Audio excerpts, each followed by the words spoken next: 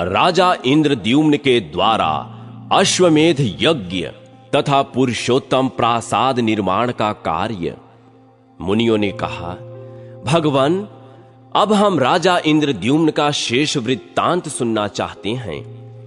उस श्रेष्ठ तीर्थ में आकर उन्होंने क्या किया?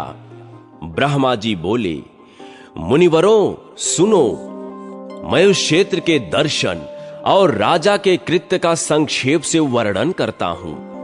उस त्रिभुवन विख्यात पुरुषोत्तम क्षेत्र में जाकर महाराज इंद्रद्युम्न ने रमणीय स्थानों और नदियों का दर्शन किया।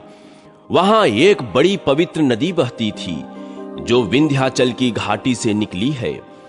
वह स्वीत्रोत्पला के नाम से विख्यात, सभी पापों को दूर करने वाली तथा कल्याणमयी है। उसका स्रोत बहुत बड़ा है। उसकी महत्ता गंगा जी के समान है। वह दक्षिण समुद्र में मिली है। वह पुण्य सलिला सरिता महानदी के नाम से विख्यात है। उसके दोनों किनारों पर अनेकों गांव और नगर बसे हुए हैं। वे सभी गांव अच्छी फसल होने के कारण बड़े मनोहर दिखाई देते हैं। वहां के लोग बड़े हृष्ट पुष्ट होते हैं और वहां रहने वाले ब्राह्मण, क्षत्रिय, वैश्य तथा शूद्र शांत भाव से पृथक पृथक अपने धर्मों में तत्पर दिखाई देते हैं। ब्राह्मणों के मुख से छहों अंग, पद और क्रम से युक्त वैदिक वाणी निकलती रहती है। कोई अग्निहोत्र में लगे रहते हैं, कोई उपासना में। वे समस्त शास्त्रों के अर्थ समझने में कुशल, यज्ञकर्ता एवं प्रचुर दक्षिणा देने वाले होते हैं। वहां चबूतरों, सड़कों, वनों, उपवनों, सभा मंडपों, महलों और देव मंदिरों में महान जन समुदाय एकत्रित होकर इतिहास, पुराण, वेद, वेदांग, काव्य एवं शास्त्रों की कथा सुनते रहते हैं। उस देश की स्त्रियों को अपने रूप और यौवन पर बड़ा गर्व होता है। वे सभी उत्तम लक्षणों से संपन्न होती हैं। उस क्षेत्र में सन्यासी, वानप्रस्थ, सिद्ध, स्नातक, ब्रह्मचारी, मंत्र सिद्ध, तपस्या सिद्ध और यज्ञ सिद्ध पुरुष निवास करते हैं। इस प्रकार राजा ने उस क्षेत्र को परम शोभायमान देखा।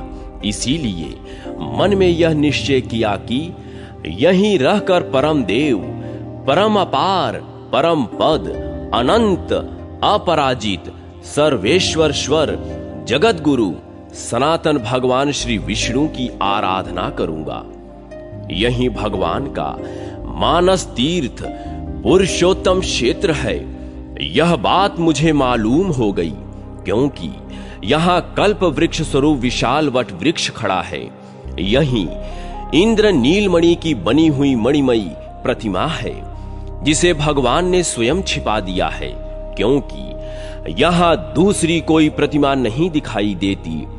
मैं ऐसा प्रयत्न करूंगा जिससे सत्य पराक्रमी जगदीश्वर भगवान विष्णु मुझे प्रत्यक्ष दर्शन दे।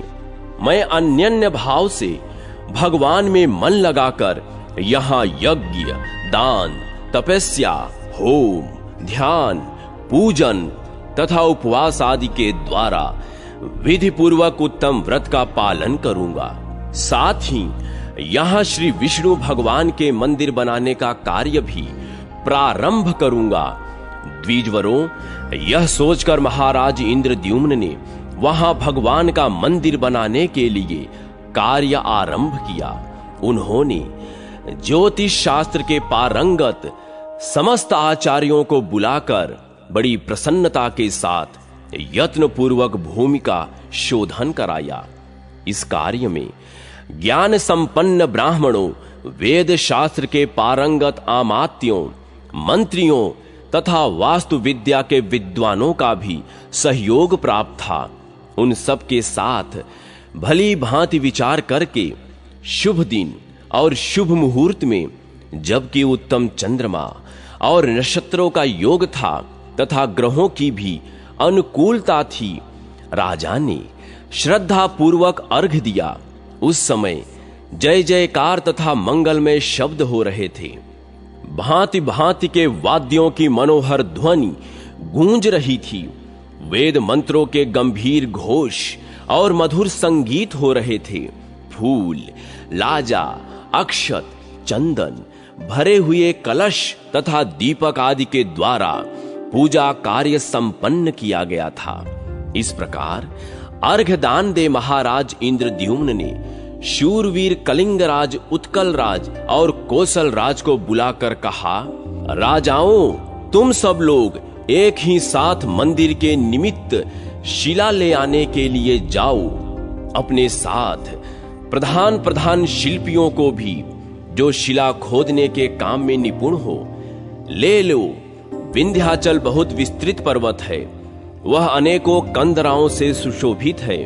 उसके सभी शिखरों को भली भांत देखकर सुंदर सुंदर शिलाएं कटवाओ और उन्हें छकड़ों तथा नावों पर लाद कर ले आओ। विलंब न करो। इस प्रकार राजाओं को शिला के लिए जाने की आज्ञा दे महाराज ने अमात्यों और पुरोहितों से कहा, सर्वत्र शीघ्रगामी दूत भेजे जाएं और वे पृथ्वी के समस्त राजाओं के पास जाकर मेरी यह आज्ञा सुना दें। राजाओं, महाराज इंद्रद्युम्न की आज्ञा के अनुसार तुम सब लोग हाथी, घोड़े, रथ और पैदल सेना तथा अमात्यों एवं पुरोहितों के साथ चलो। ऐसी आज्ञा पाकर दूत राजाओं के पास गए और सबको महाराज की आज्ञा सुना दी। दक्षिण, पश्चिम, उत्तर और पूर्व देशों के रहने वाले, दूर और समीप निवास करने वाले, पर्वत तथा भिन्न भिन्न द्वीपों के निवासी नरेश महाराज इंद्रद्युम्न का आदेश सुनकर रथ, हाथी, घोड़े और पैदल सेना के साथ बहुत धन लेकर भारी संख्या में एकत्रित हुए। राजाओं को अमात्यों और पुरोहितों सहित आया देख महाराज को बड़ी प्रसन्नता हुई। वे बोले, नृपवरों, मैं आप लोगों से कुछ निवेदन करना चाहता हूं। सुने, यह भोग और मोक्ष प्रदान करने वाला कल्याणमय क्षेत्र है।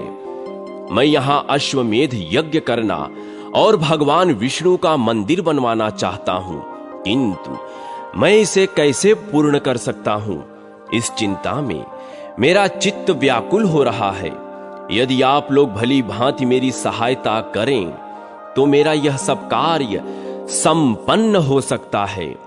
महाराज इंद्रद्युम्न के यों कहने पर सब राजाओं को बड़ा हर्ष हुआ।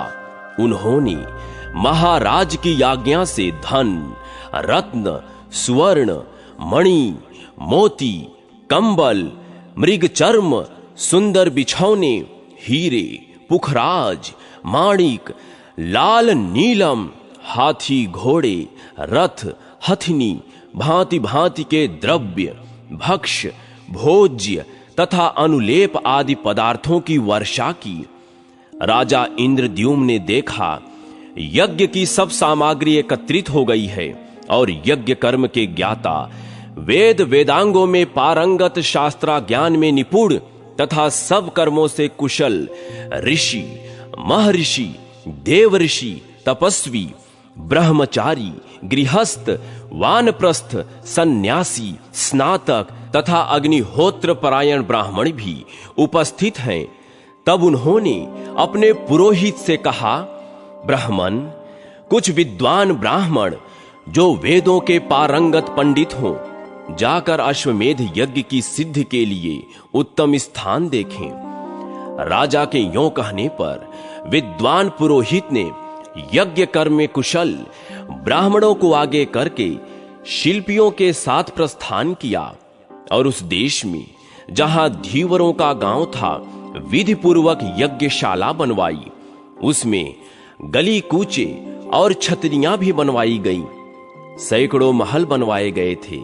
सारा यज्ञ मंडप स्वर्ण, रत्न तथा श्रेष्ठ मणियों से विभूषित हो इंद्र भवन के समान रमणीय दिखाई देता था। खंभों पर स्वर्ण से चित्रकारी की गई थी। दरवाजे बहुत बड़े बने हुए थे। यज्ञ के प्रत्येक भवन में शुद्ध सुवर्ण का उपयोग किया गया था। धर्मात्मा पुरोहित ने भिन्न भिन्न देशों के निवासी राजाओं के लिए अंतःपुर भी बनवाए थे। नाना देशों से आए हुए ब्राह्मण और वैश्यों के लिए भी उन्होंने अनेक शालाएं बनवाई थी। महाराज इंद्रद्युम्न का प्रिय करने के लिए समस्त राजा अनेक प्रकार के रत्न लेकर वहां आए थे। साथ ही उनकी स्त्रियां भी उत्सव में सम्मिलित हुई थी। महाराज ने उन समस्त समागत अतिथियों के लिए ठहरने का स्थान, शैया, भांति भांति के भोज्य पदार्थ, महीन चावल, ईख का रस और गोरस आदि प्रदान किए। उस महायज्ञ में जो भी श्रेष्ठ ब्राह्मण पधारे उन सबको राजा ने स्वागत पूर्वक ग्रहण किया। महातेजस्वी नरेश ने दंभ छोड़कर स्वयं ही सब ब्राह्मणों का सब तरह से स्वागत सत्कार किया। तत्पश्चात शिल्पियों ने अपनी शिल्प रचना का कार्य पूरा करके राजा को यज्ञ मंडप तैयार हो जाने की सूचना दी। यह सुनकर मंत्रियों सहित राजा बहुत प्रसन्न हुए। उनके शरीर में रोमांच हो आया। यज्ञ मंडप तैयार हो जाने पर महाराज ने ब्राह्मण भोजन का कार्य आरंभ कराया। प्रतिदिन जब 1 लाख ब्राह्मण भोजन कर लेते तब बारंबार मेघ गर्जना के समान गंभीर स्वर में दुंदुभी की ध्वनि होने लगती थी। इस प्रकार राजा के यज्ञ की वृद्धि होने लगी। उसमें अन्न का इतना दान किया गया कि जिसकी कहीं उपमा नहीं थी। लोगों ने देखा वहां दूध, दही और घी की नदियां बह रही हैं। भिन्न भिन्न जनपदों के साथ समूचे जम्बू द्वीप के लोग वहां जुटे थे। वहां कितने ही सहस्त्र पुरुष बहुत से पात्र लेकर इधर उधर से एकत्रित हुए थे। राजा के अनुगामी पुरुष ब्राह्मणों को तरह तरह के अनुपान और राजाओं के उपभोग में आने वाले भोज्य पदार्थ परोसते थे। यज्ञ में आए हुए वेद वेत्ता ब्राह्मणों तथा राजाओं का महाराज ने पूर्ण स्वागत सत्कार किया। इसके बाद उन्होंने राजकुमारों से कहा। राजा बोले, राजपुत्रों, अब समस्त शुभ लक्षणों से युक्त श्रेष्ठ अश्व ले आओ और उसे समूची पृथ्वी पर घुमाओ। विद्वान और धर्मात्मा ब्राह्मण यहां होम करें और यज्ञ उस समय तक चालू रहे जब तक कि भगवान इसके समीप प्रकट होकर मुझे प्रत्यक्ष दर्शन न दें। यों कहकर राजाओं में श्रेष्ठ इंद्रद्युम्न ने बहुत सा सुवर्ण, करोड़ों के आभूषण, लाखों हाथी घोड़े, अरबों बैल तथा सुवर्णमय सींगों वाली दुधारू गौवें, जिनके साथ कांसे के दुग्ध पात्र थे, वेद वेत्ता ब्राह्मणों को दान किए। इसके सिवा बहुमूल्य वस्त्र, हरिण के बालों से बने हुए बिछौने, मूंगा, मणि तथा हीरा, पुखराज, माणिक और मोती आदि भांति भांति के रत्न भी दिए। उस अश्वमेध यज्ञ में याचकों और ब्राह्मणों को भांति भांति के भक्ष्य भोज्य पदार्थ प्रदान किए। मीठे पूये तथा स्वादिष्ट अन्न सब जीवों की तृप्ति के लिए बारंबार दिए जाते थे। वहां दिए गए तथा दिए जाने वाले धन का कभी अंत नहीं होता था। इस प्रकार उस महायज्ञ को देखकर देवता, दैत्य, चारण, गंधर्व, अप्सरा, सिद्ध, ऋषि और प्रजापति सबके सब बड़े विस्मय में पड़ गए। उस श्रेष्ठ यज्ञ की सफलता देख पुरोहित, मंत्री तथा राजा सबको बड़ी प्रसन्नता हुई। वहां कोई भी मनुष्य मलिन, दीन अथवा भूखा नहीं रहा। उस यज्ञ में किसी प्रकार उपद्रव, ग्लानि, आदि, व्याधि, अकाल मृत्यु, दंशन, ग्रह पीड़ा अथवा विष का कष्ट नहीं हुआ। इस प्रकार राजा ने अश्वमेध यज्ञ तथा पुरुषोत्तम प्रासाद निर्माण का कार्य विधि पूर्वक पूर्ण किया।